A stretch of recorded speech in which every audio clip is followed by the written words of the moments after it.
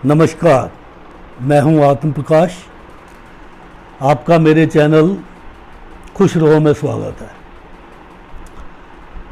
ये मेरा दूसरा वीडियो है। पहले वीडियो में मैंने शेयर किए थे अपने विचार कि कैसे मानसिक रोगों से दूर रहें।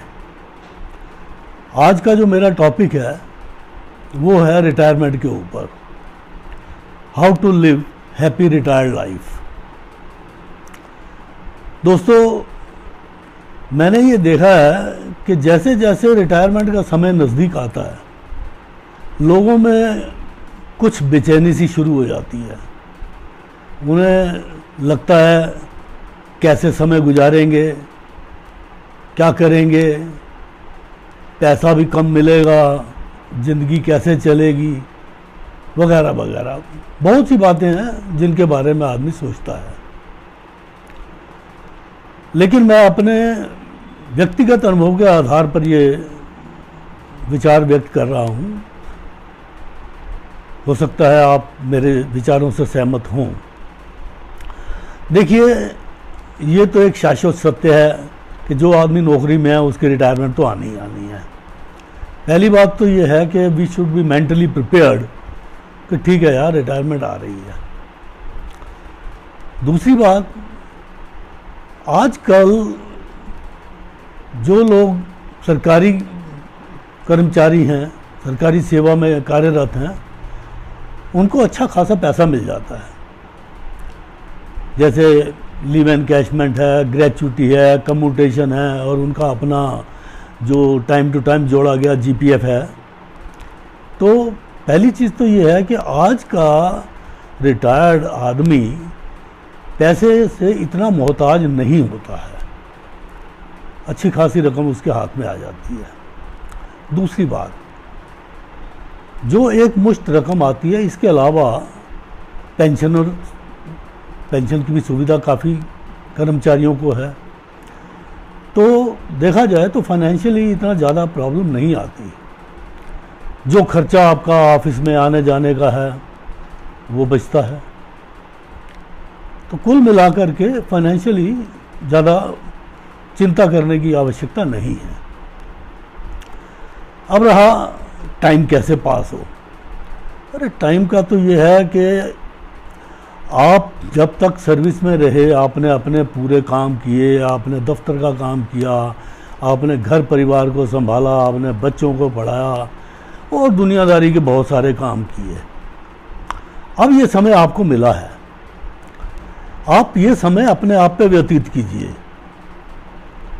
आप जो काम नहीं कर पाए थे उनको करने की कोशिश कीजिए।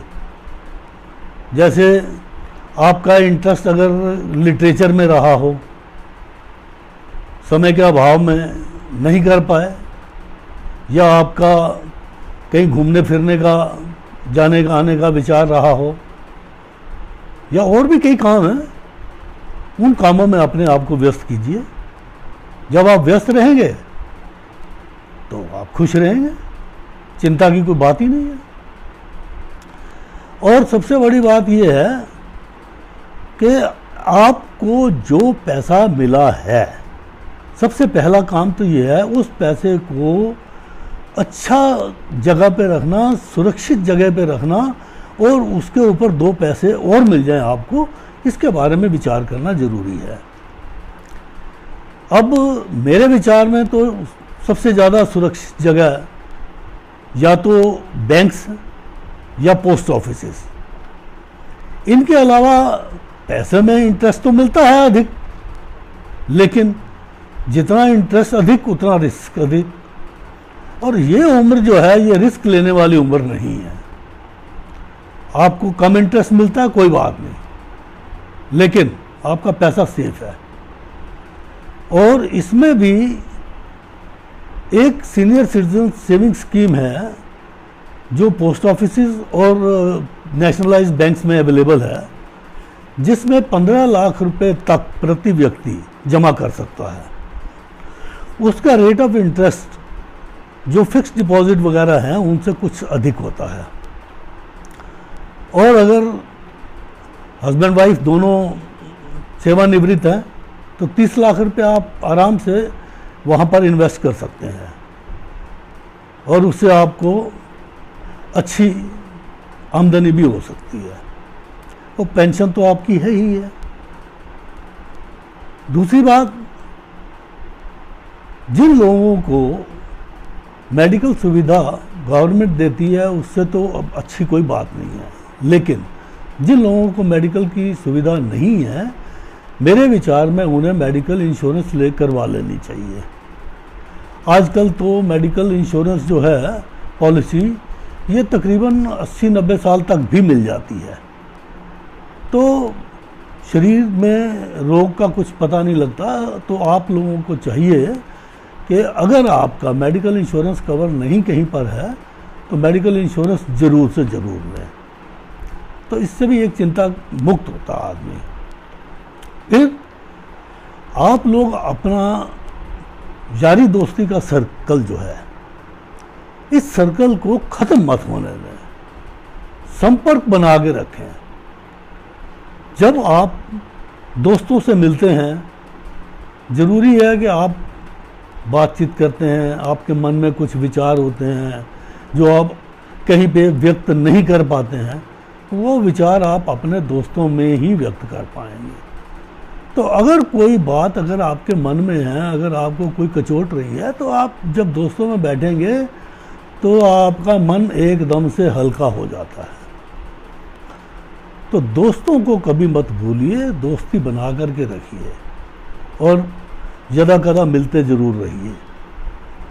आज का समय बीच में बहुत ख़राब रहा है, कोविड की वजह से लोग नहीं मिल पाए आपस में, लेकिन फिर भी टेलीफोन है, मोबाइल है, और आजकल तो सबसे बड़ी फैसिलिटी ये है कि आप मोबाइल पर फेस टू फेस बात कर सकते हैं। तो आप सबके संपर्क में रहें, सुबह उठें, सैर करें, शरीर को स्वस्थ रखें। शरीर स्वस्थ, मन स्वस्थ, तो ये एक रूटीन आपका बनना बहुत ज़रूरी है। और किसी बात की कड़वाहट को लेकर के जीना ठीक नहीं है। हम लोगों में सबसे बड़ी प्रॉब्लम आती है कि फलां ने ये कह दिया, फलां ने ये कह दिया, उस वजह से हम दुखी हैं। अरे भाई, जिसने आपसे कह दिया उसको तो पता ही नहीं कि आप दुखी हैं, आप पे क्या बीत रही है। वो तो अपने घर में आराम से बैठा हुआ, मज़े में बैठा हुआ, और आप अपने आप को कष्ट देते चले जा रहे हैं। अगर आपको किसी बात से कष्ट है तो आप उस व्यक्ति से डायरेक्ट जा कर के बात करें, उसको कहें। लेकिन आप अपने आप मन में क्रोध करते रहें, कष्ट देते रहें अपने शरीर को, अपने मन को, ये ठीक नहीं है। इससे आगे एक और बात, रिटायर्ड आदमी के लिए खासकर अपने पड़ोसियों से हमेशा अच्छे संबंध बना के रखें।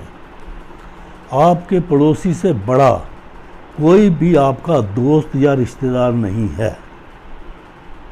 परमात्मा ना करे कभी कोई कष्ट आता है तो आप सबसे पहले जिसे अप्रोच कर सकते हैं वो केवल और केवल आपका पड़ोसी ही है। पड़ोसियों का सम्मान करें, उन्हें सम्मान दें और उनसे अच्छे संबंध बना के रखें। इसके अलावा बच्चों से अपने संबंध हमेशा मधुर रखें। अगर बच्चे आपके पास रहते हैं तो उनकी भावनाओं का सम्मान करें और टाइम टू टाइम उनके साथ समय बिताएं। और अगर बच्चे आपके दूर हैं तो भी आप बीच बीच में उनसे संपर्क में रहें, उनकी आदर करें, उनकी भावनाओं का सम्मान करें और उनको खुश रखें। हमेशा ये नहीं है कि बच्चों ने ये नहीं किया, बच्चों ने वो नहीं किया। अरे नहीं, उनकी अपनी भी लाइफ है, उनकी अपनी भी जिम्मेवारियां हैं, उन सब का मान करना बहुत ज़रूरी है। और सबसे बड़ी बात,